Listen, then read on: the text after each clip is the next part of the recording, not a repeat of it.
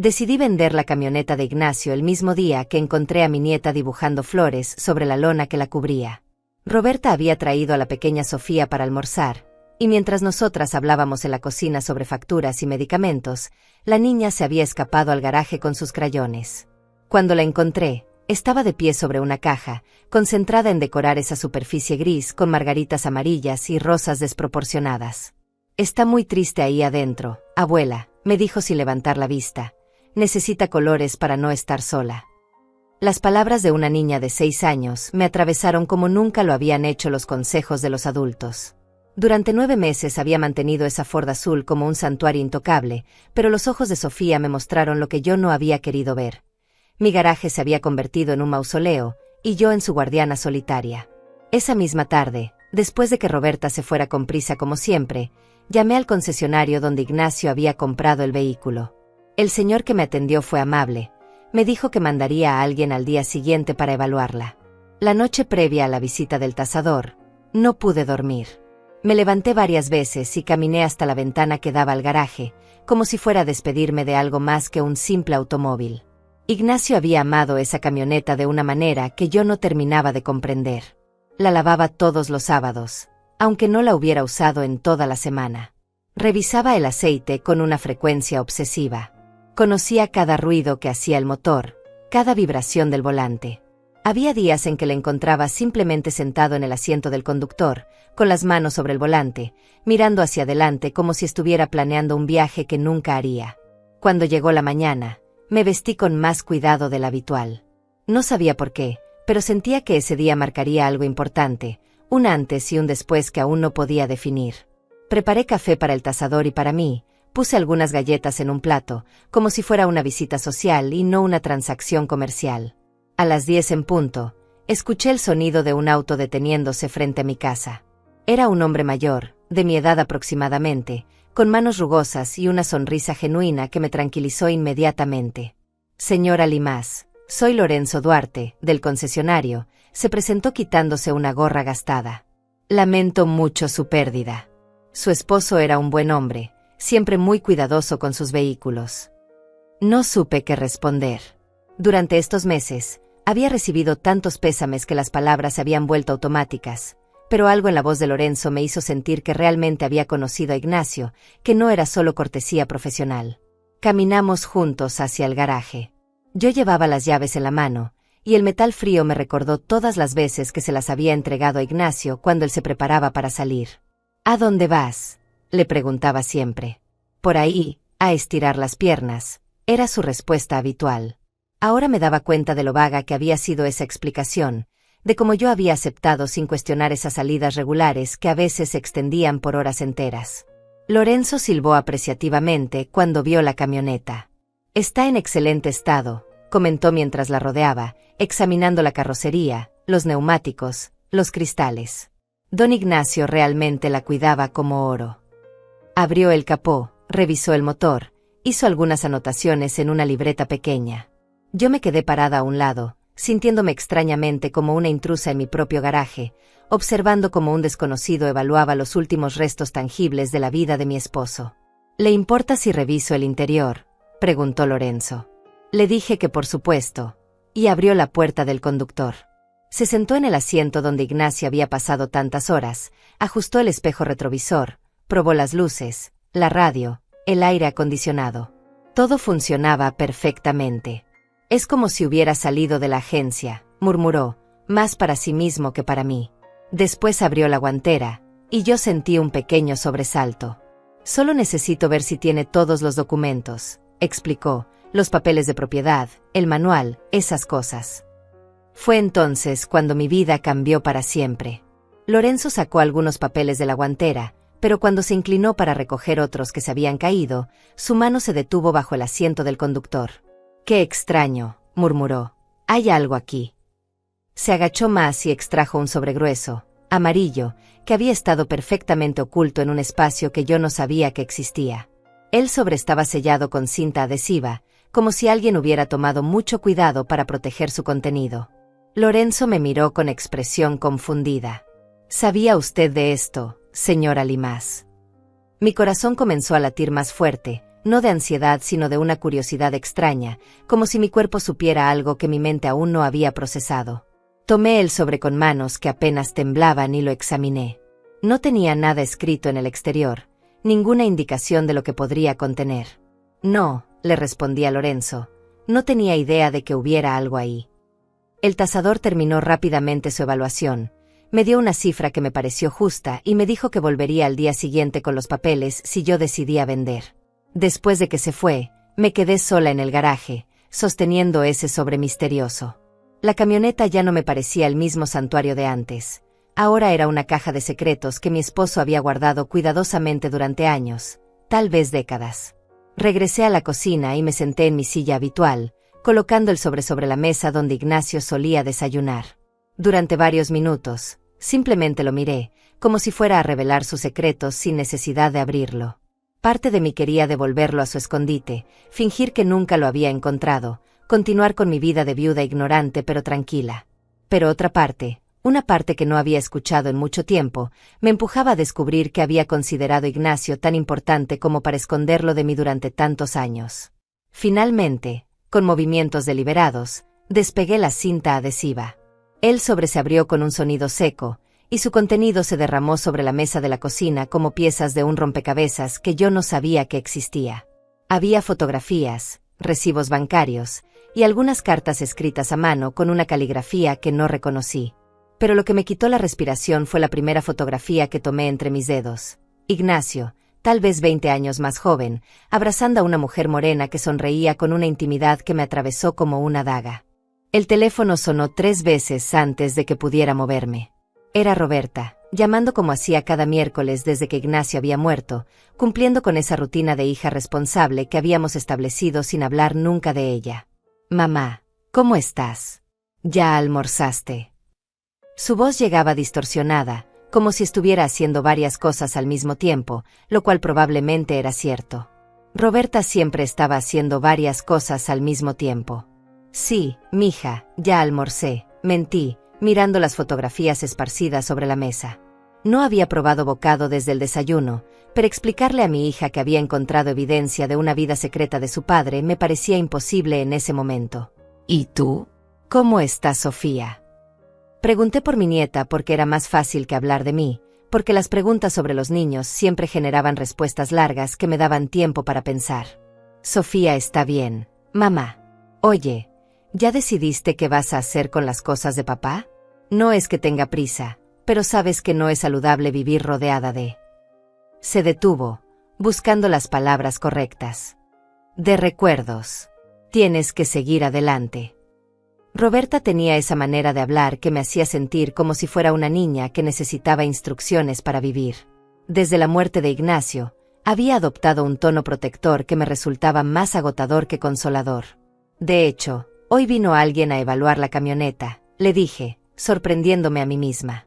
No había planeado contarle, pero las palabras salieron solas. «Creo que voy a venderla». Hubo un silencio del otro lado de la línea, y pude imaginar a Roberta deteniéndose lo que estuviera haciendo, procesando esta información inesperada. Mi hija me conocía lo suficiente como para saber que esa decisión representaba algo más que una simple transacción comercial. «Qué bueno, mamá. Me alegra escuchar eso.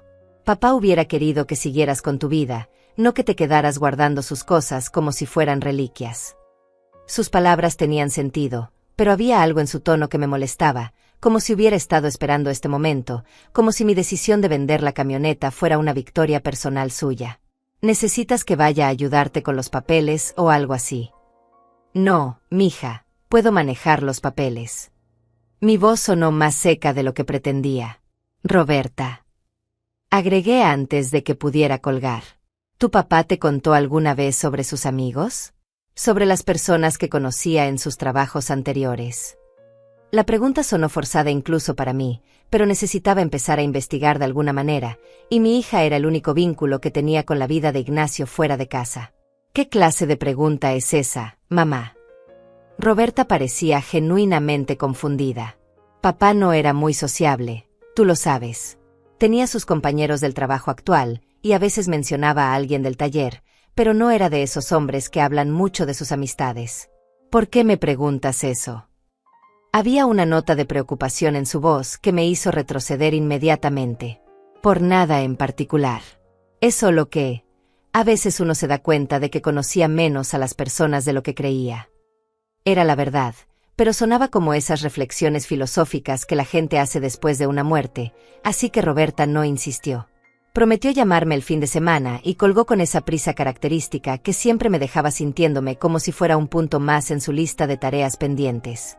Me quedé sentada en la cocina, sosteniendo el teléfono silencioso, rodeada por los secretos de mi esposo muerto. La casa se sentía diferente ahora, como si los objetos familiares hubieran cobrado vida propia y me observaran con curiosidad. El reloj de la pared marcaba las 2 de la tarde con su tic-tac constante que, por primera vez en 42 años de matrimonio, me parecía molesto. Todo me parecía molesto. El mantel que Ignacio había manchado con café el último domingo que pasamos juntos, la silla vacía donde él solía sentarse, el periódico que seguía llegando todos los días dirigido a su nombre. Volví a examinar las fotografías. Había 5 en total, todas tomadas en diferentes épocas y lugares.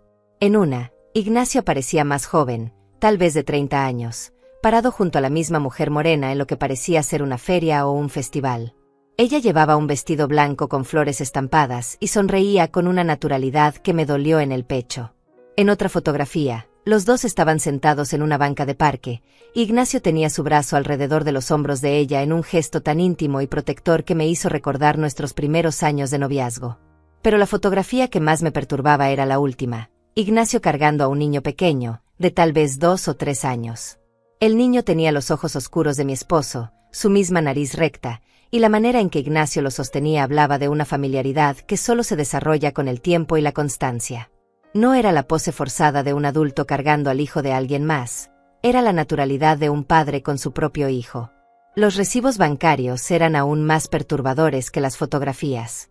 Transferencias mensuales que se remontaban a más de 20 años, siempre por la misma cantidad, siempre el mismo día del mes, siempre dirigidas a Carmen Cierro. Los montos no eran insignificantes, representaban una parte considerable del salario de Ignacio, dinero que yo había asumido que se gastaba en sus herramientas, en combustible para la camioneta, en esas pequeñas cosas que los hombres compran sin consultar.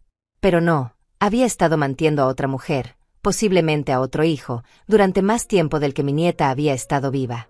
Me levanté y caminé hacia el refrigerador, no porque tuviera hambre sino porque necesitaba moverme, hacer algo con las manos que no fuera tocar esos papeles que estaban reescribiendo la historia de mi matrimonio.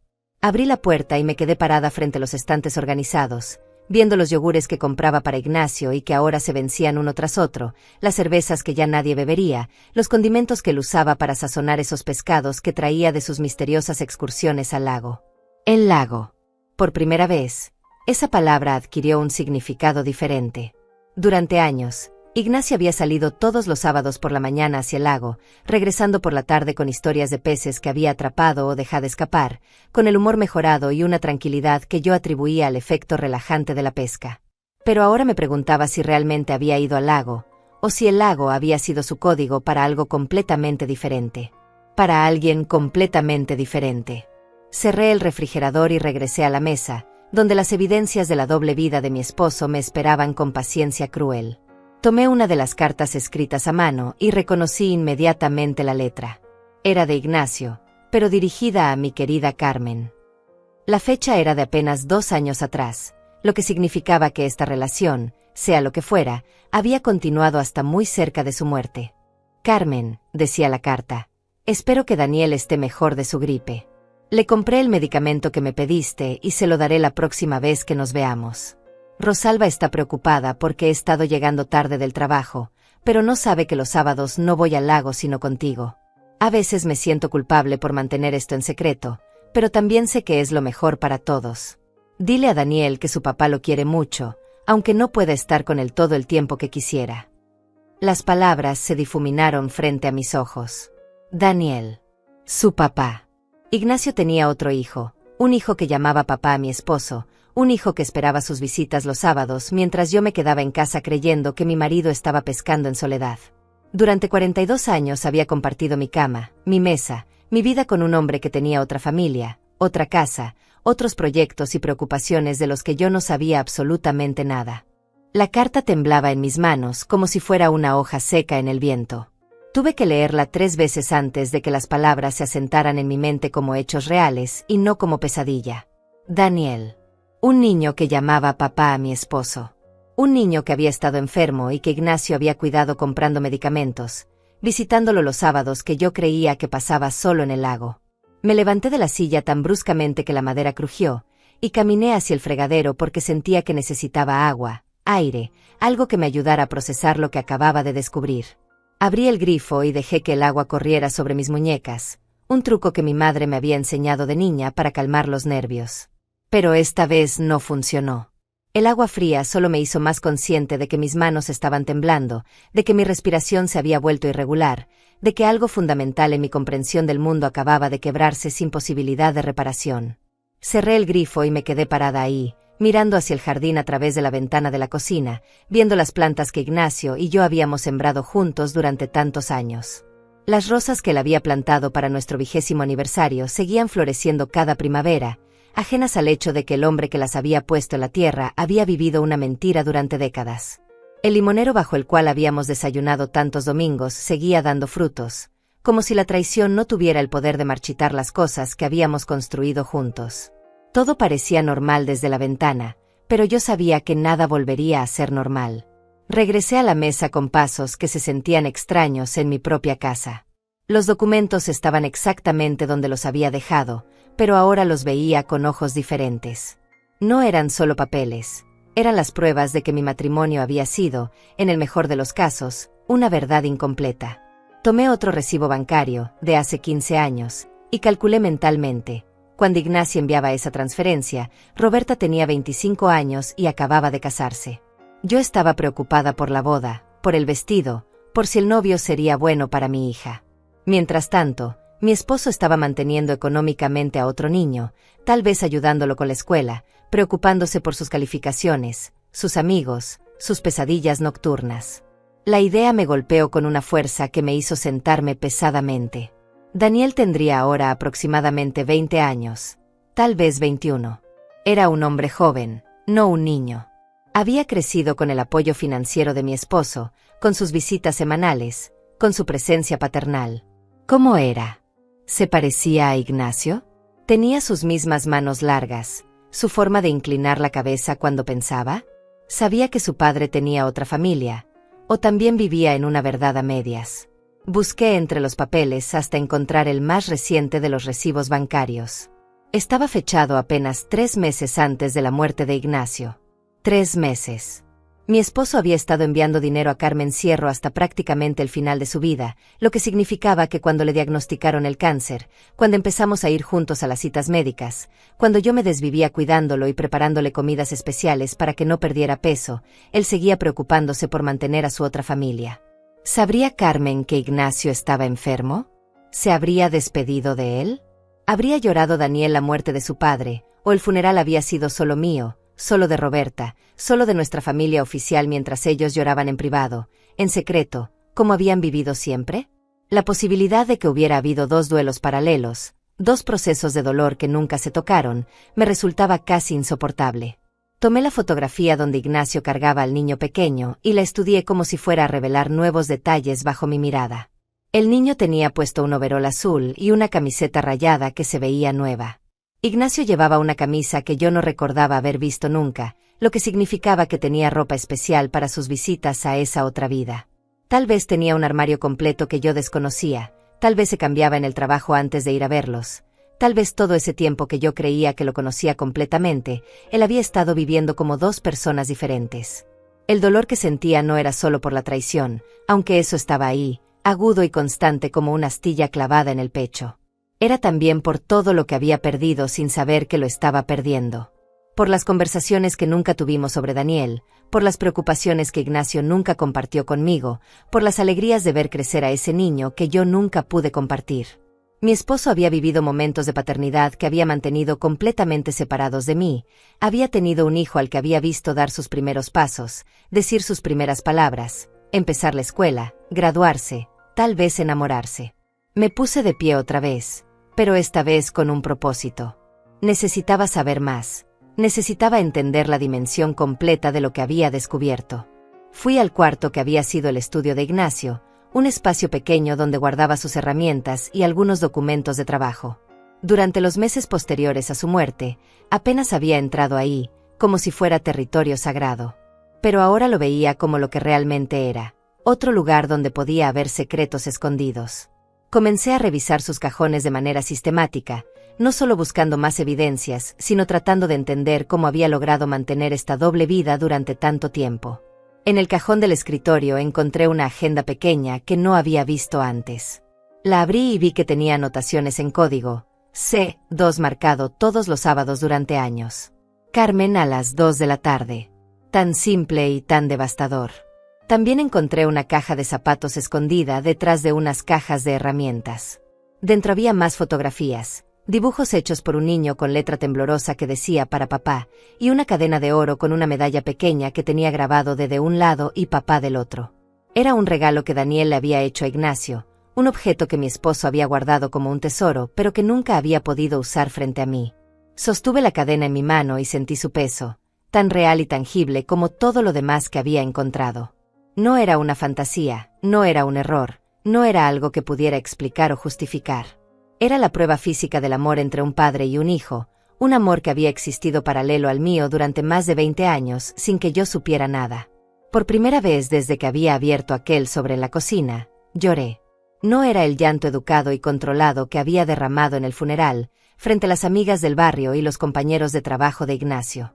Era algo más profundo y más crudo, un llanto que salía desde un lugar que no sabía que existía. Lloré por todo lo que no había sabido, por todo lo que había perdido, y también, aunque me doliera admitirlo, por Daniel, que ahora había perdido a su padre y tal vez no tenía nadie con quien compartir su dolor. El llanto se detuvo tan abruptamente como había comenzado, dejándome sentada en el suelo del estudio de Ignacio con los ojos hinchados y una claridad mental que no había tenido en meses. Me levanté despacio, guardé todo en la caja de zapatos y regresé a la cocina con pasos más firmes.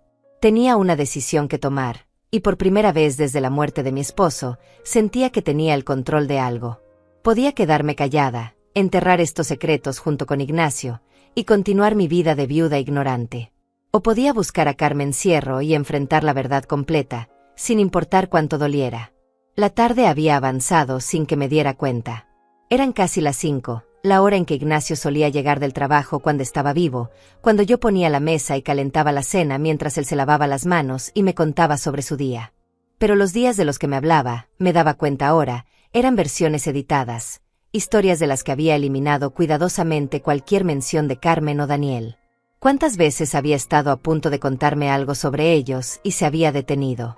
¿Cuántas veces había tenido que inventar excusas o cambiar de tema para mantener su secreto? Busqué en los recibos bancarios hasta encontrar el que tenía más información. Carmen Sierro, y debajo, una dirección en el otro lado de la ciudad, en un barrio que yo conocía pero donde nunca había tenido razón para ir. San Miguel, a unos 40 minutos en autobús desde mi casa. 40 minutos que podrían haber sido 40 años, considerando lo distantes que habían estado nuestros mundos. Escribí la dirección en un papel, la doblé cuidadosamente y la guardé en mi bolso. No sabía cuándo iría, pero sabía que iría. El teléfono sonó otra vez, y esta vez era el tono especial que indicaba que era Roberta llamando desde su celular. Contesté sin ganas, todavía con la voz ronca del llanto. Mamá, suenas extraña. ¿Estás resfriada? Mi hija tenía esa habilidad de detectar cuando algo no estaba bien, pero también tenía la costumbre de buscar las explicaciones más simples y menos problemáticas. Estoy bien, mija. Solo un poco cansada. Era parcialmente cierto. Me sentía exhausta, pero de una manera que no tenía nada que ver con el sueño. ¿Necesitas algo?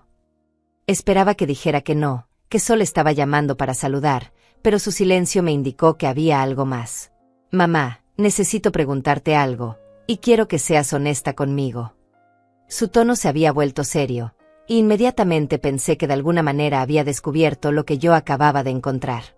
Jorge y yo hemos estado hablando, y creemos que sería bueno que consideraras mudarte a un lugar más pequeño. No es que queramos presionarte, pero esa casa es muy grande para una persona sola, y los gastos. Mudarme. La interrumpí, sintiendo como si me hubieran golpeado. Roberta, tu papá murió hace apenas 9 meses. Esta es mi casa, Es donde construimos nuestra vida juntos. Pero mientras decía las palabras, me sonaron huecas. ¿Qué vida habíamos construido realmente juntos si él había estado viviendo otra vida completamente separada de mí? Lo sé, mamá, y no estoy diciendo que sea fácil. Pero piénsalo prácticamente. Podrías conseguir un departamento bonito cerca de nosotros, estar más cerca de Sofía, tener menos responsabilidades. Podrías empezar fresh, ¿sabes? Roberta usaba palabras en inglés cuando se ponía nerviosa, una costumbre que había desarrollado en el trabajo y que me irritaba profundamente. No quiero empezar fresh, Roberta. Quiero entender qué ha sido mi vida hasta ahora. Las palabras salieron con más fuerza de la que pretendía, y mi hija se quedó callada del otro lado de la línea. ¿Tu papá te habló alguna vez de Carmen Sierro? Pregunté antes de poder detenerme. ¿Carmen qué? ¿Quién es Carmen Sierro? Roberta sonaba genuinamente confundida, lo que me confirmó que ella tampoco sabía nada sobre la vida secreta de su padre. Mamá, ¿de qué estás hablando? ¿Te sientes bien? Estoy perfectamente bien. Es solo que encontré algunos papeles de tu papá, y ese nombre aparece ahí. Pensé que tal vez tú sabrías quién es. Era una verdad a medias, pero no estaba lista para contarle a Roberta toda la historia. No hasta que yo misma la entendiera completamente. ¿Qué clase de papeles? Ahora mi hija sonaba preocupada de verdad. Mamá, si encontraste algo raro, deberías traérmelo. Tal vez son documentos de trabajo, o alguna cuenta pendiente, o... Se detuvo, y pude escuchar a Sofía gritando algo en el fondo. Mira, voy para allá. Jorge puede quedarse con Sofía y yo voy a revisar esos papeles contigo. No, Roberta. Mi voz sonó más firme de lo que me sentía. No necesito que vengas a revisar nada conmigo. Soy perfectamente capaz de manejar los documentos de mi propio esposo. La palabra esposo se sintió extraña en mi boca, como si ya no estuviera segura de lo que había significado realmente. Pero mamá. Roberta comenzó a usar ese tono que empleaba cuando pensaba que yo estaba siendo irrazonable, ese tono que me hacía sentir como si fuera una anciana confundida que necesitaba que la cuidaran como a una niña. Pero nada, mija. Soy viuda, no inválida. Y definitivamente no estoy loca. Colgué antes de que pudiera responder, algo que no había hecho en años. Roberta siempre tenía la última palabra en nuestras conversaciones, siempre terminaba con alguna instrucción o consejo que yo acataba obedientemente. Pero esta vez no. Me quedé sentada en la cocina, mirando el teléfono silencioso, esperando que sonara otra vez. Conocía a mi hija lo suficiente como para saber que iba a llamar de vuelta, probablemente para disculparse por ser demasiado controladora, pero también para insistir en que necesitaba ayuda. El problema era que Roberta tenía razón en una cosa, sí necesitaba ayuda. Pero no el tipo de ayuda que ella podía darme. Necesitaba ayuda para entender cómo había sido posible vivir con alguien durante 42 años sin conocerlo realmente. Necesitaba ayuda para decidir qué hacer con el conocimiento de que había otro hijo de Ignacia en el mundo, un hijo que tal vez necesitaba saber que su padre había muerto. Y necesitaba ayuda para figurar out cómo seguir viviendo con la certeza de que todo lo que había creído sobre mi matrimonio era, en el mejor de los casos, una verdad incompleta. El teléfono sonó 5 minutos después, tal como había predicho. Esta vez no contesté. Dejé que sonara hasta que se activó la contestadora, y escuché la voz de Roberta dejando un mensaje apresurado sobre cómo se había cortado la llamada y que me volvería a llamar más tarde. Después llegó el silencio, y por primera vez en todo el día, fue un silencio que no me molestó. Me serví un vaso de agua y me senté otra vez frente a los documentos que habían cambiado mi vida. Esta vez, en lugar de sentir dolor o confusión, sentí algo parecido a la determinación. Iba a encontrar a Carmen Sierro. Iba a conocer a Daniel. Iba a entender completamente quién había sido mi esposo, sin importar cuánto doliera. Porque vivir con una verdad dolorosa tenía que ser mejor que vivir con una mentira cómoda. El autobús a San Miguel salía cada media hora desde la estación central, y yo me encontré subiendo al de las 9 de la mañana 3 días después de encontrar los documentos. No había planeado ir tan pronto, pero la noche anterior Roberta había aparecido en mi puerta sin avisar, con Sofía de la mano y una expresión determinada que conocía demasiado bien. Había venido a rescatarme de mí misma, como lo expresó, a ayudarme a organizar los papeles de papá porque era obvio que yo no estaba manejando bien la situación. La confrontación había sido breve pero intensa. Roberta quería ver los documentos que había mencionado por teléfono, y yo me había negado rotundamente. Son asuntos privados entre tu padre y yo, le había dicho, una frase que técnicamente era cierta pero que sonaba ridícula considerando que Ignacio llevaba 9 meses muerto. Mi hija había insistido, había usado palabras como preocupada y responsabilidad, y finalmente había amenazado con llamar al doctor Mendoza para que evaluara mi estado mental. Esa amenaza había sido la gota que derramó el vaso. Por primera vez en mi vida adulta, le había gritado a mi hija. No solo le había levantado la voz, le había gritado con una furia que ni yo sabía que tenía. Le había dicho que se fuera de mi casa, que era mi casa y mis papeles y mi vida, y que si quería vivir en negación sobre quién había sido realmente su padre, esa era su decisión, pero que no me arrastrara a mí también. Roberta se había ido llorando, llevándose a Sofía, que me había mirado con ojos grandes y asustados desde la puerta. Ahora, sentada en un asiento de autobús que olía a desinfectante y diésel, me preguntaba si había hecho lo correcto. Tal vez Roberta tenía razón, tal vez yo no estaba manejando bien la situación, tal vez una viuda de 70 años no tenía ningún motivo para ir a buscar a la otra mujer de su esposo muerto. Pero cada vez que pensaba en regresar a casa y fingir que nada había cambiado, veía la cara de Daniel en esa fotografía, veía sus ojos que eran los ojos de Ignacio, y sabía que no podía vivir el resto de mi vida con esas preguntas sin respuesta. El barrio San Miguel era diferente al mío, más joven, con casas más pequeñas y calles más estrechas. Había más ruido, más movimiento, más vida visible desde las ventanas y los patios. Mientras caminaba por las calles buscando la dirección que tenía anotada en un papel dentro de mi bolso, me di cuenta de que Ignacio había elegido bien. Este era el tipo de lugar donde una mujer podía criar a un hijo sin demasiadas preguntas, donde los vecinos se conocían pero respetaban la privacidad de cada uno. La casa de Carmen Cierro era pequeña pero bien cuidada, con macetas de geranios en la entrada y una puerta pintada de azul claro que se veía recién renovada. Me quedé parada en la acera de enfrente durante varios minutos, observando las ventanas, esperando ver algún movimiento que me diera una pista sobre quién vivía ahí. No sabía qué esperaba encontrar, pero definitivamente no esperaba que la puerta se abriera y que una mujer morena, de mi edad aproximadamente, saliera a regar las plantas del jardín. Era ella. Incluso a la distancia, incluso después de tantos años, reconocí inmediatamente a la mujer de las fotografías. Carmen había envejecido, como todos nosotros, pero conservaba esa gracia natural que había captado la cámara décadas atrás. Su cabello era gris ahora, recogido en una trenza suelta, y llevaba un vestido sencillo que le quedaba bien. Se movía con la confianza de alguien que se sentía cómoda en su propio espacio, regando cada planta con cuidado, deteniéndose a examinar las hojas como si conociera personalmente cada una. No había planeado acercarme tan directamente, pero antes de que pudiera detenerme, mis pies se movieron solos y crucé la calle. Carmen levantó la vista cuando me vio caminar hacia su jardín, y por un momento nuestras miradas se encontraron.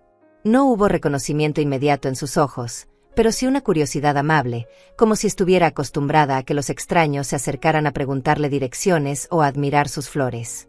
«Disculpe», dije cuando estuve lo suficientemente cerca como para hablar sin gritar. «Usted es Carmen Cierro».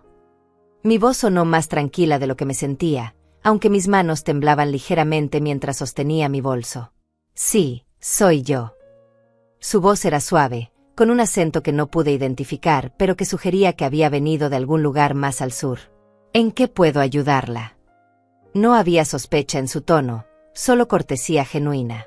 Se acercó unos pasos hacia la cerca que separaba su jardín de la acera, pero mantuvo la regadera en las manos como si fuera un ancla. «Soy Rosalba Limás». Dije mi nombre lentamente, observando su cara para ver si le significaba algo. La viuda de Ignacio Limás. Esta vez sí hubo reconocimiento, y también algo que parecía terror. Carmen dejó caer la regadera, que hizo un ruido metálico cuando golpeó las piedras del sendero. Se llevó una mano al pecho y se apoyó en el poste de la cerca. «Dios mío», murmuró, y su voz había perdido toda la suavidad anterior. «¿Cómo me encontró? ¿Qué quiere?» No había hostilidad en su pregunta, solo miedo y confusión. Se veía como alguien que había estado esperando este momento durante años, pero que había esperado que nunca llegara realmente. «Encontré algunos documentos», le expliqué, sintiendo que cada palabra era importante. Recibos de transferencias, fotografías. Sé sobre Daniel. Su nombre salió de mi boca como si fuera una palabra en idioma extranjero, algo que había aprendido recientemente pero que aún no dominaba completamente. Carmen se cubrió la cara con las manos y se quedó así durante varios segundos. Cuando las bajó, tenía lágrimas en los ojos. ¿Está aquí para hacerme daño? ¿Para gritarme? Porque si es así, le pido que piense en los vecinos, que son buena gente y no tienen la culpa de nada. Su pregunta me tomó por sorpresa. No había venido a gritarle, aunque tampoco sabía exactamente para qué había venido. No, le dije finalmente. No estoy aquí para hacerle daño. Estoy aquí porque necesito entender. Necesito saber quién era realmente mi esposo. Carmen me miró durante un largo momento, como si estuviera evaluando si podía confiar en mí. Finalmente suspiró y abrió la puerta del jardín. Creo que es mejor que pase. Esta no es una conversación para tener en la calle. Su invitación sonaba más a resignación que a hospitalidad, pero la acepté de todas formas.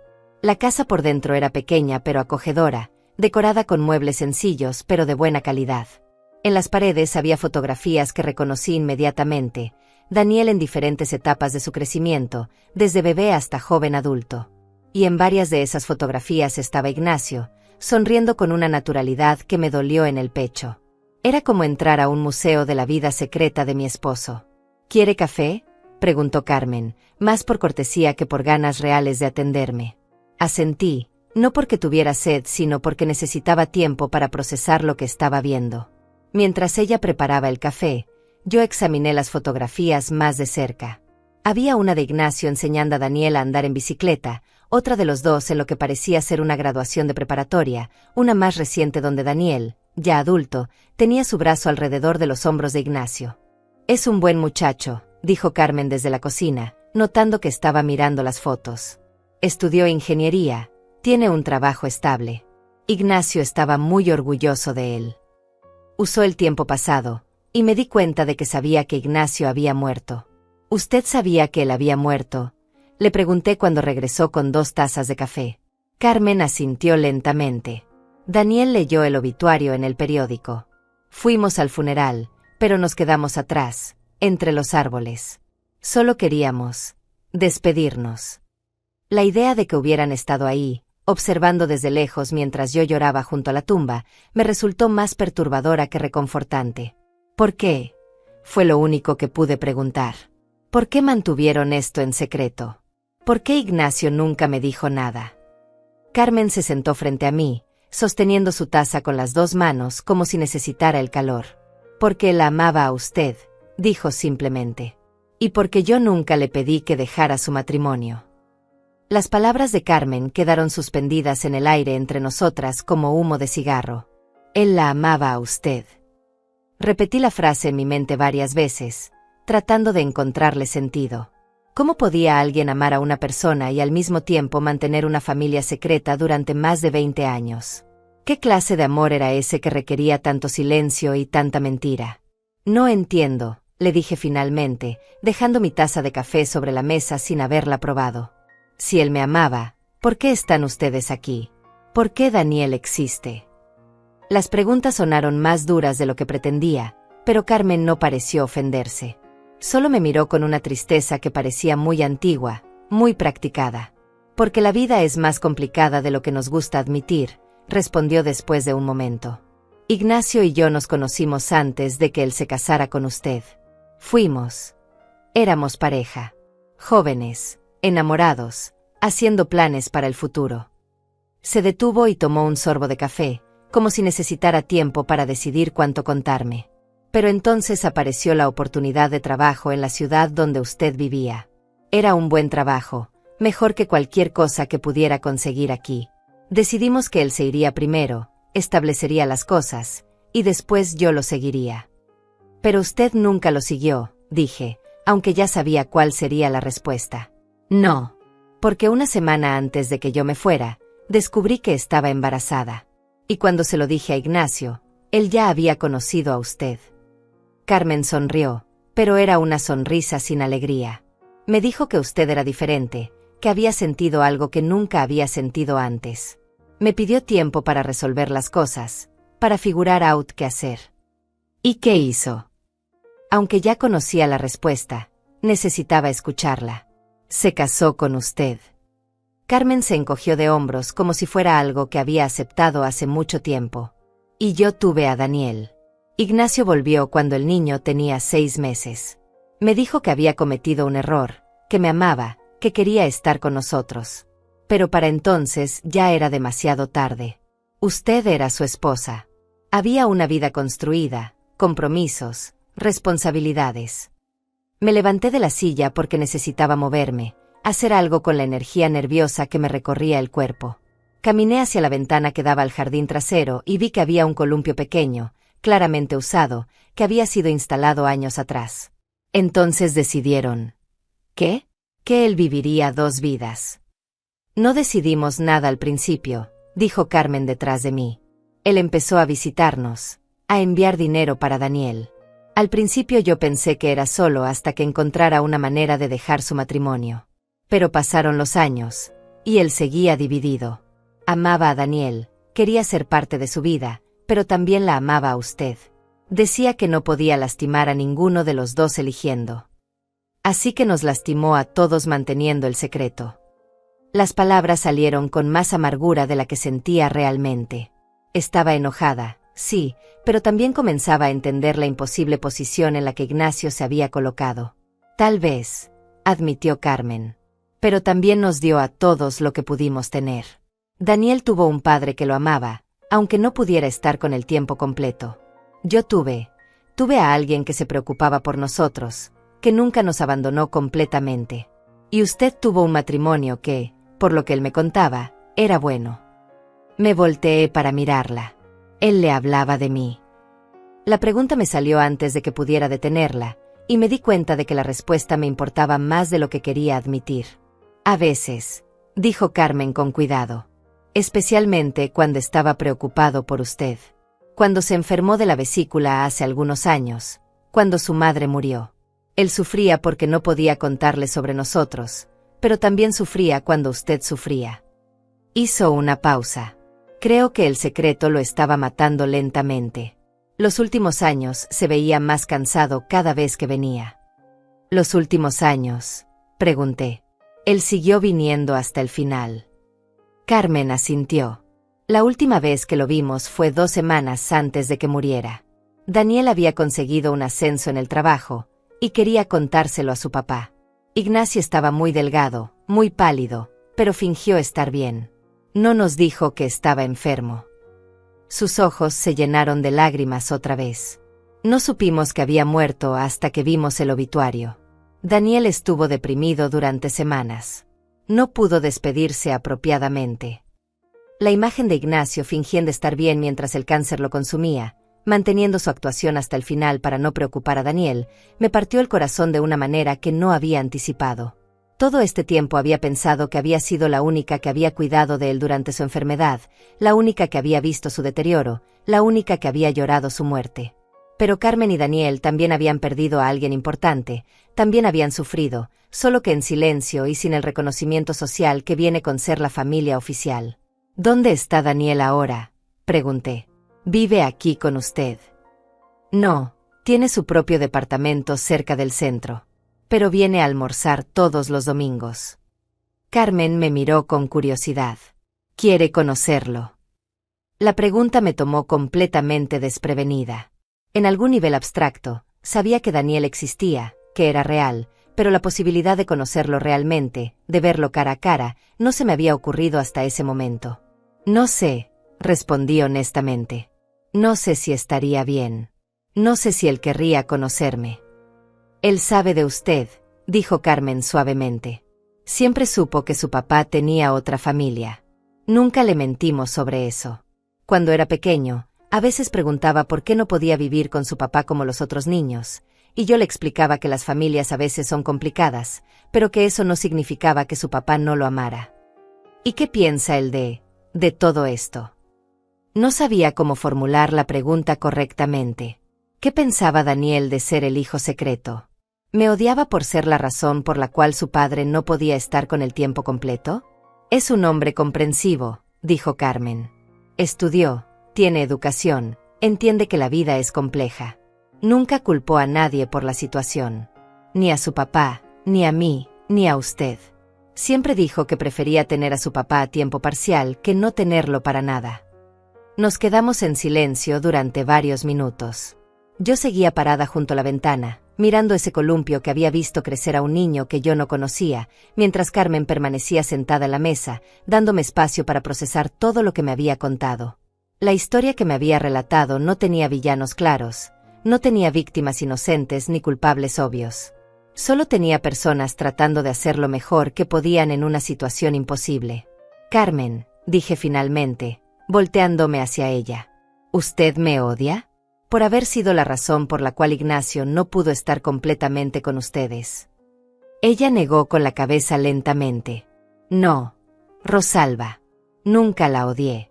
Porque si la hubiera odiado, habría tenido que odiar a Ignacio también, por elegirla. Y yo no podía hacer eso. Él era el padre de mi hijo. Sus palabras tenían una dignidad que me avergonzó. Durante 42 años, yo había sido la esposa oficial, había tenido el reconocimiento social, el apellido compartido, la casa común. Carmen había sido la que vivía en las sombras, la que tenía que explicarle a su hijo por qué su papá no podía estar en las obras de teatro de la escuela, la que había criado a Daniel prácticamente sola mientras yo compartía las cargas y las alegrías del matrimonio con Ignacio. ¿Daniel quiere conocerme?, pregunté, sorprendiéndome a mí misma con la pregunta. Carmen sonrió por primera vez desde que había llegado. ¿Por qué no se lo pregunta usted misma? Viene a almorzar el domingo. El domingo llegó más rápido de lo que esperaba. Durante 3 días, había vivido en una especie de limbo emocional, dividida entre la anticipación y el terror de conocer a Daniel. Había limpiado la casa obsesivamente, cambiado las sábanas 2 veces, reorganizado los cajones de la cocina. Cualquier cosa para mantener mis manos ocupadas mientras mi mente daba vueltas alrededor de lo que le diría al hijo secreto de mi esposo muerto. Roberta había llamado 2 veces, pero yo no había contestado.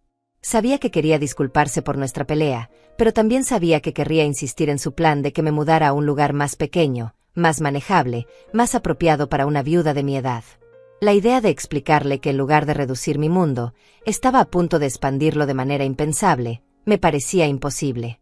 Habría tiempo para esas conversaciones después, cuando yo misma entendiera qué estaba pasando. Llegué a casa de Carmen a las 12:30, media hora antes de lo acordado, porque los nervios me habían despertado al amanecer y no había podido quedarme en mi casa un minuto más. Carmen me abrió la puerta con una sonrisa que parecía genuina, aunque también nerviosa. Llevaba un vestido azul que la hacía ver más joven, y había puesto la mesa del comedor con su mejor vajilla. Llegó temprano, me dijo, haciéndome pasar. Daniel no tardará. Siempre es puntual. Había algo en su voz que sugería que había estado tan nerviosa como yo por este encuentro. ¿Quiere un café mientras esperamos? Asentí, aunque lo último que necesitaba era más cafeína. Mientras Carmen preparaba el café, yo examiné otra vez las fotografías en las paredes, pero ahora con ojos diferentes. Ahora sabía la historia detrás de cada imagen, entendía por qué Ignacio se veía tan feliz en algunas y tan melancólico en otras. Había una foto particularmente conmovedora donde Daniel, de unos 10 años, estaba parado junto a Ignacio frente a un árbol de Navidad. Ambos sonreían, pero en los ojos de mi esposo había una tristeza que ahora podía interpretar. La tristeza de saber que tendría que irse después de la celebración, que no estaría ahí la mañana de Navidad cuando Daniel abriera sus regalos. El sonido de una llave en la puerta me sobresaltó. Carmen se apresuró desde la cocina, y escuché su voz diciendo: Daniel, mijo, ya llegó la señora de la que te hablé. Después hubo un murmullo de voces que no pude distinguir, y finalmente pasos acercándose al comedor. Cuando Daniel apareció en la puerta, sentí como si me hubieran golpeado en el estómago. Era inconfundiblemente hijo de Ignacio. Tenía su misma estatura, sus mismas manos largas, su misma manera de inclinar ligeramente la cabeza cuando estaba pensando. Pero también tenía algo de Carmen en la suavidad de sus facciones, en la expresión de sus ojos. Era guapo de una manera tranquila, vestido con jeans y una camisa de botones que se veía nueva, como si se hubiera vestido especialmente para esta ocasión. Señora Limas, me dijo, acercándose con la mano extendida. Soy Daniel. Mucho gusto en conocerla finalmente. Su voz era grave, como la de Ignacio, pero más suave, sin el tono áspero que mi esposo había desarrollado con los años de fumar. Estrechó mi mano con firmeza, pero no demasiado fuerte, y me miró directamente a los ojos sin evasión ni desafío. Daniel, repetí su nombre, sintiendo lo extraño en mi boca. Yo. No sé qué decir. Esto es muy... No pude terminar la frase. ¿Qué era esto? ¿Extraño? ¿Doloroso? ¿Necesario? Lo sé, dijo él con comprensión. Para mí también es raro. Durante toda mi vida, usted ha sido una idea abstracta. La otra familia de papá. Nunca pensé que realmente la conocería. Se sentó en la silla que Carmen le indicó, frente a mí, y por un momento los tres nos quedamos en silencio, como si nadie supiera cómo comenzar esta conversación imposible. ¿Cómo está?, preguntó Daniel finalmente. Quiero decir, sé que ha sido difícil. Perder a papá, para todos nosotros ha sido difícil. Sus palabras eran cuidadosas, pero había una sinceridad en ellas que me conmovió. Algunos días mejor que otros, respondí honestamente. ¿Y tú? ¿Estás bien? Se me salió el tuteo sin darme cuenta, pero Daniel no pareció molesto. Igual, dijo encogiéndose de hombros. Hay días en que olvido que se fue, y voy a marcar su teléfono para contarle algo del trabajo. Después me acuerdo y... Se detuvo, como si no quisiera sonar demasiado sentimental frente a mí. Carmen sirvió el almuerzo, pollo en mole, arroz, frijoles, tortillas hechas a mano, y durante los primeros minutos comimos en un silencio que no era exactamente incómodo, pero sí cargado de preguntas no formuladas. Yo observaba a Daniel comer, notando cómo sostenía los cubiertos igual que Ignacio, cómo se limpiaba la boca con la servilleta con el mismo gesto preciso. ¿Sabías de mí?, le pregunté de repente. Quiero decir, ¿sabías que existía, que papá tenía otra familia? Daniel asintió. Siempre lo supe. Mamá nunca me mintió sobre eso. Cuando era niño, no entendía completamente, pero sabía que papá tenía otra casa, otra vida. A veces me daba celos, admitió con una sonrisa triste. Especialmente cuando otros niños hablaban de cosas que hacían con sus papás todos los días, y yo solo veía al mío los fines de semana. Lo siento, dije impulsivamente. Siento que las cosas hayan sido así. Siento que no pudieras tener a tu papá tiempo completo. Daniel me miró con sorpresa. ¿Por qué se disculpa? Usted no eligió esta situación. Ninguno de nosotros la eligió realmente. Simplemente pasó. Tomó un sorbo de agua antes de continuar. Cuando crecí, cuando entendí mejor las cosas, me di cuenta de que papá estaba en una posición imposible. Amaba a dos familias, y no había manera de estar con ambas sin lastimar a alguien. Sus palabras me recordaron algo, y fruncí el ceño. Daniel, quiero preguntarte algo, y quiero que seas honesto. ¿Tu papá te dejó algo? ¿Una carta, un mensaje, algo? Daniel intercambió una mirada con Carmen, y me di cuenta de que había tocado algo importante. Sí, dijo después de un momento. Me dejó una carta. Pero... Se detuvo, claramente incómodo. ¿Pero qué? Insistí. Pero también escribió una carta para usted, dijo Carmen desde su silla. Ignacio nos pidió que se la diéramos si alguna vez usted se enteraba de nosotros, si alguna vez nos buscaba. Se levantó y fue hacia una cómoda en la esquina del comedor. De uno de los cajones sacó un sobre que tenía mi nombre escrito en la letra familiar de Ignacio. Mis manos temblaron cuando tomé el sobre. Era grueso, como si contuviera varias páginas, y tenía manchas que podrían haber sido lágrimas. ¿Cuándo escribió esto?, pregunté. El año pasado, respondió Daniel. Cuando empezó a sentirse mal, aunque no nos dijo que estaba enfermo. Un día llegó aquí muy serio y nos dio las cartas. Dijo que esperaba que nunca tuviéramos que entregarle la suya, pero que si algún día usted averiguaba sobre nosotros, era importante que leyera sus propias palabras. Abrí el sobre con dedos que apenas me obedecían. La carta tenía 5 páginas escritas con la letra cuidadosa de Ignacio, la misma letra que había visto en listas de compras y notas de cumpleaños durante 4 décadas. Pero nunca había visto palabras suyas dirigidas a mí con tanta urgencia, con tanta necesidad de explicar. Mi querida Rosalba, comenzaba la carta. Si estás leyendo esto, significa que finalmente descubriste lo que he guardado en secreto durante tantos años. Significa que conociste a Carmen y a Daniel, y que probablemente me odias más de lo que creías posible. No te culpo.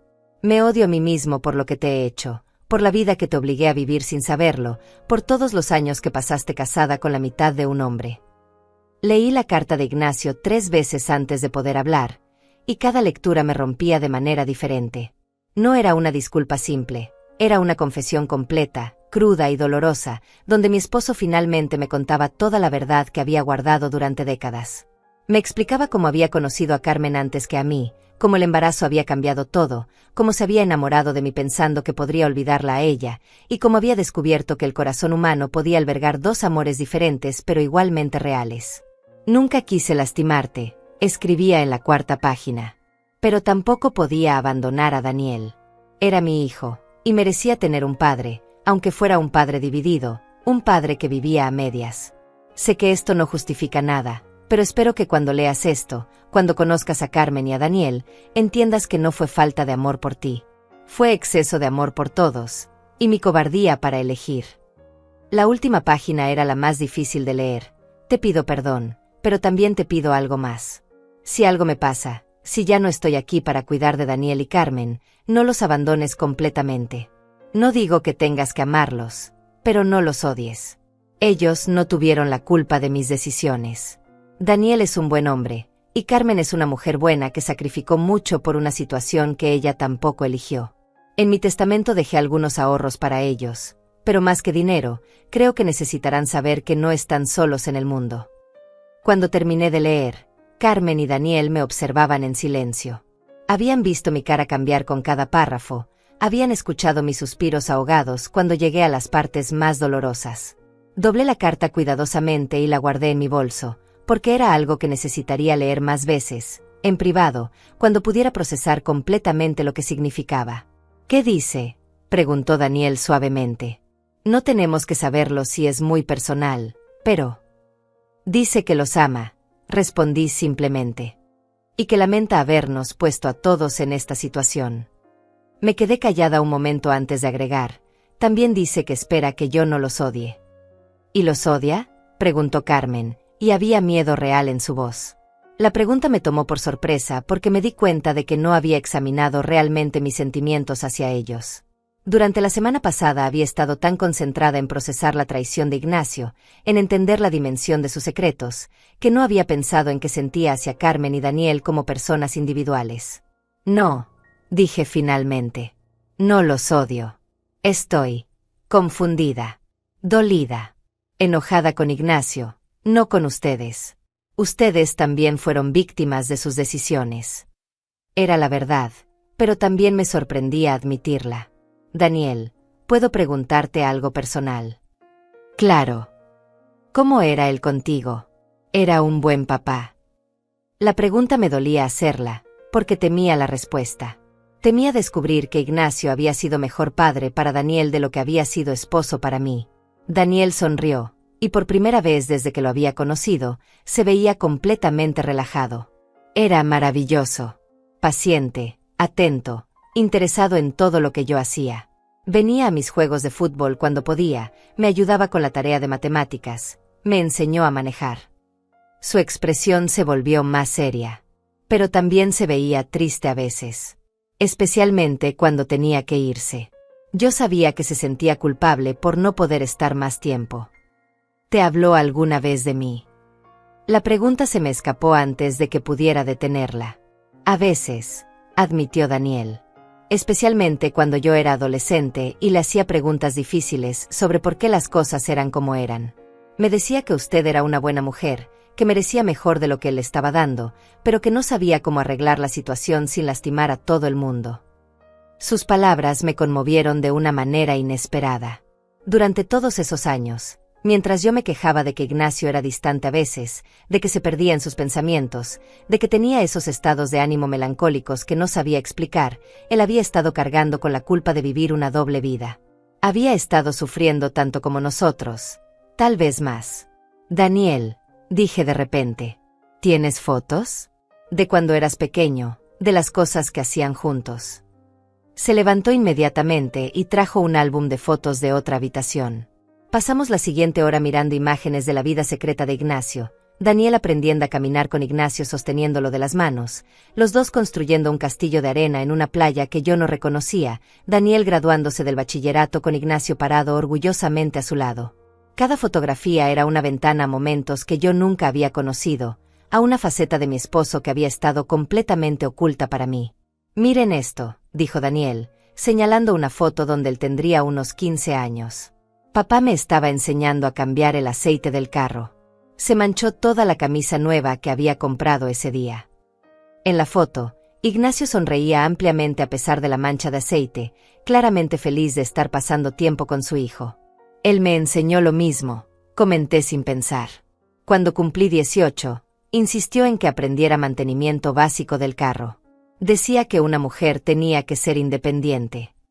Me di cuenta de que Ignacio había enseñado las mismas lecciones a ambas familias, había compartido los mismos valores, la misma preocupación por prepararnos para cuidarnos solos.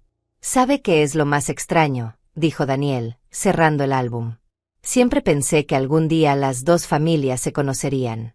Cuando era niño, fantaseaba con que papá nos llevaría a conocerla, que tal vez podríamos ser todos una familia grande y complicada, pero familia al fin. Obviamente, cuando crecí entendí que eso era imposible, pero parte de mí nunca dejó de esperarlo». Su comentario me hizo pensar en algo que no había considerado antes. «Daniel, ¿qué vas a hacer ahora? Con papá Gan, ¿cómo están financieramente?» Carmen y Daniel intercambiaron una mirada. «Estamos bien», dijo Carmen rápidamente. «Daniel tiene un buen trabajo, y yo tengo mi pensión. No necesitamos». «No estoy ofreciendo dinero», la interrumpí suavemente. «Estoy preguntando porque me importa. Porque, lo quiera o no, ustedes son parte de la vida de Ignacio, y eso los convierte en... no sé exactamente qué, pero en algo importante para mí también». Fue entonces cuando sonó mi teléfono. Era Roberta, y por instinto contesté antes de pensar en las implicaciones. «Mamá, ¿dónde estás?» Su voz sonaba ansiosa. «Fui a tu casa y no estás ahí. He estado preocupada desde nuestra pelea». «Estoy bien, mija», le dije, mirando a Carmen y Daniel, que fingían no escuchar. «Estoy visitando a unos amigos». «¿Qué amigos?» «Mamá, tú no sales nunca, especialmente después de lo que pasó la otra vez. ¿Estás segura de que estás bien?» Me di cuenta de que tendría que contarle a Roberta sobre Daniel y Carmen eventualmente. Mi hija tendría que saber que tenía un hermano mayor, que la familia que creía conocer completamente era solo la mitad de la historia. Pero no por teléfono, no así. «Roberta, ¿puedes venir a cenar mañana? Hay algunas cosas que necesito contarte sobre tu papá». Hubo silencio del otro lado de la línea. «¿Qué clase de cosas, mamá? Me estás asustando». «Nada malo», mentí parcialmente. «Solo cosas que descubrí sobre su vida que no sabía antes. Ven mañana a las 7. ¿Está bien?» Después de colgar, Carmen me miró con preocupación. «Va a contarle a su hija sobre nosotros». «Tiene derecho a saber», dije. «Daniel es su hermano. Ustedes son parte de la historia de su padre también». Las palabras sonaron extrañas al salir de mi boca, pero sabía que eran correctas. Además, agregué con una sonrisa que me sorprendió a mí misma, creo que es hora de que esta familia deje de guardar secretos. La cena con Roberta fue más difícil de lo que había anticipado, pero también más reveladora. Mi hija llegó a las 7 en punto, como siempre, con Sofía de la mano y una expresión de preocupación que no había perdido desde nuestra pelea. Había traído flores del supermercado y una disculpa preparada que recitó mientras se quitaba los zapatos en la entrada, pero yo la detuve antes de que pudiera terminar. «Mija, siéntate», le dije, guiándola hacia la mesa del comedor donde había puesto la carta de Ignacio, las fotografías y algunos de los recibos bancarios. «Hay cosas sobre tu papá que nunca supiste, que yo nunca supe hasta hace una semana, y creo que tienes derecho a conocerlas». Roberta se sentó lentamente, mirando los documentos sobre la mesa con una expresión que pasó de confusión a alarma. «Mamá, ¿qué es todo esto? ¿Son deudas? ¿Problemas legales?» Su voz tenía esa tonalidad aguda que adoptaba cuando se preparaba para resolver una crisis, para tomar control de una situación que consideraba demasiado compleja para que yo la manejara sola. No son deudas, le dije, sentándome frente a ella. Roberta, tu papá tenía otra familia. Otro hijo. Durante más de 20 años mantuvo una relación con una mujer llamada Carmen Sierro y su hijo Daniel. Las palabras salieron de corrido, como si fuera la única manera de decirlas sin perder el valor.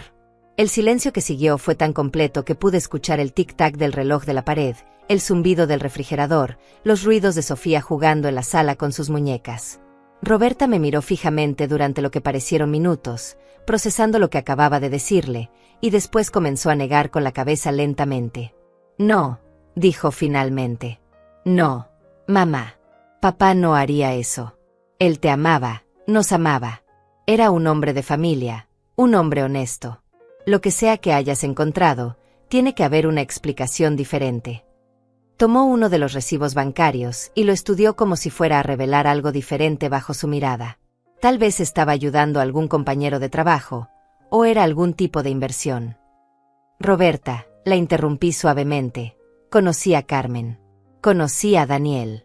Vi las fotografías. Leí la carta que tu papá me dejó explicando todo. No hay otra interpretación posible. Mi hija se puso de pie tan bruscamente que la silla se tambaleó. ¿Los conociste? ¿Fuiste a buscar a esas personas sin decirme nada? Mamá, ¿y si fueran estafadores? ¿Y si estuvieran aprovechándose de tu duelo para sacarte dinero? Su voz subió de volumen, y desde la sala escuchamos a Sofía preguntando si todo estaba bien. No son estafadores, mija. Daniel es idéntico a tu papá cuando era joven. ¿Y Carmen? Me detuve, buscando las palabras correctas. Carmen es una mujer digna que crió a un hijo prácticamente sola, que nunca me pidió nada, que ni siquiera sabía que yo existía hasta que aparecí en su puerta. Esto es una locura, murmuró Roberta, caminando hacia la ventana y después regresando a la mesa. Papá estaba aquí todos los días. Cenaba con nosotros, me ayudaba con la tarea, venía a mis competencias de atletismo en la secundaria. ¿Cuándo habría tenido tiempo para una familia secreta? Los fines de semana, le respondí, cuando decía que iba al lago a pescar. Roberta se sentó otra vez, pero esta vez su expresión había cambiado. Ya no era solo negación, había una comprensión gradual y dolorosa de que tal vez lo que le estaba contando era verdad. Todos esos sábados, murmuró. Todos esos años.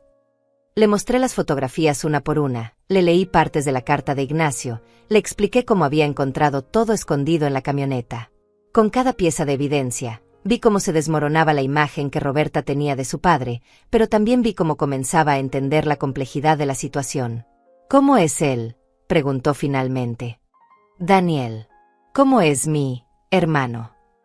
La palabra le salió con dificultad, como si fuera en un idioma extranjero. Es ingeniero, trabaja en el centro. Es callado, reflexivo, tiene los mismos gestos que tu papá. Es un buen hombre, Roberta. Y Carmen es una buena mujer. Ninguno de los dos tiene nada de qué avergonzarse.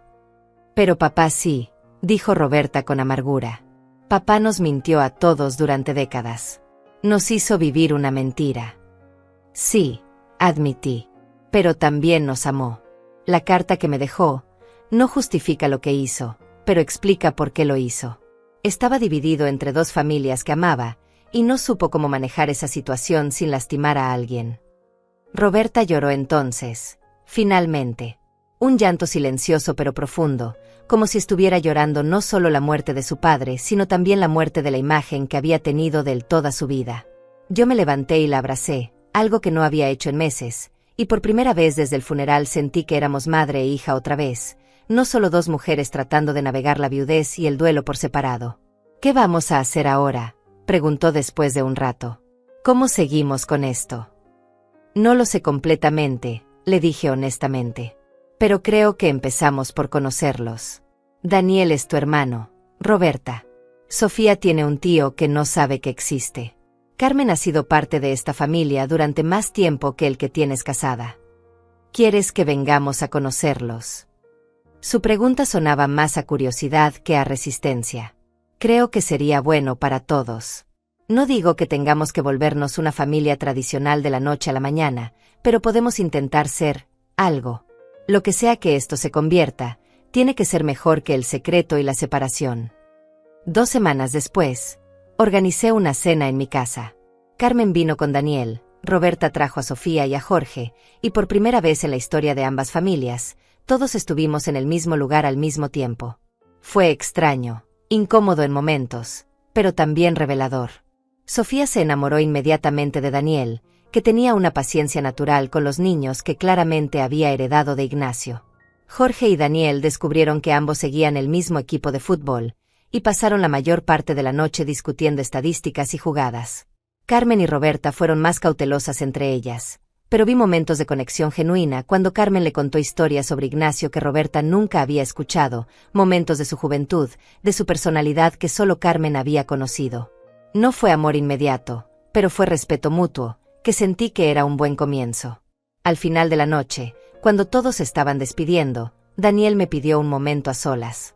«Señora Rosalba», me dijo, «quiero que sepa que esto significa mucho para mí. Durante toda mi vida, he sentido como si fuera parte de una historia incompleta. Ahora, finalmente, siento que conozco la historia completa». «Para mí también», le respondí. «Y Daniel, puedes llamarme Rosalba. O si quieres». Me detuve, no segura de si era apropiado sugerir lo que estaba pensando. «¿Qué?», me preguntó suavemente. «Si quieres, puedes llamarme madrastra. Técnicamente, eso es lo que soy, ¿no?». La palabra sonó extraña, pero no incorrecta. No puedo reemplazar a Carmen, ni querría hacerlo, pero tal vez puedo ser otra figura materna en tu vida. Daniel sonrió, y por un momento vi tanto a Ignacio en esa sonrisa que se me cortó la respiración. «Me gustaría mucho eso, madrastra». Ahora, 3 meses después de esa primera cena, hemos establecido una rutina extraña pero funcional. Carmen viene a tomar café conmigo los miércoles por la tarde, y hemos descubierto que tenemos más en común de lo que cualquiera de las dos habría imaginado. Daniel almuerza conmigo el primer domingo de cada mes, y me ha estado ayudando con algunas reparaciones de la casa que Ignacio solía hacer. Roberta todavía está procesando todo, pero ya no habla de que me mude a un departamento más pequeño. Dice que esta casa es lo suficientemente grande para toda la familia extendida que hemos resultado ser. No es una familia tradicional, y no fingimos que lo es. Pero es nuestra familia, construida sobre los secretos de un hombre que nos amó a todos de maneras imperfectas pero reales. Ignacio no está aquí para ver cómo hemos encontrado la manera de existir juntos, pero a veces siento que le habría gustado saber que finalmente, después de tantos años de secretos, todas las personas que amó pueden estar en la misma habitación, compartir la misma mesa, y cuidarse mutuamente de las maneras en que las familias, incluso las familias complicadas, se cuidan entre sí. La camioneta la vendí finalmente, pero no antes de que Daniel me ayudara a limpiarla completamente, asegurándonos de que no quedaran más secretos escondidos. Con el dinero de la venta, abrí una cuenta de ahorros para Sofía, para cuando vaya a la universidad. Ignacio habría aprobado eso, creo. Siempre creyó en la educación, en preparar a los niños para que fueran independientes. Ahora tenemos 2 nietos en los que pensar cuando tomamos esas decisiones. A veces, por las noches, me siento en la cocina con una taza de té y pienso en lo extraña que es la vida, en cómo los secretos que creemos que nos protegen a menudo son las cosas que más nos lastiman. Pero también pienso en cómo el amor, incluso el amor imperfecto e incompleto, tiene maneras de encontrar la forma de sanarse a sí mismo, de crear conexiones donde no las había antes. 2 tazas en el fregadero. Un silencio que ya no duele. Y una casa que, finalmente, ha aprendido a albergar más de una verdad.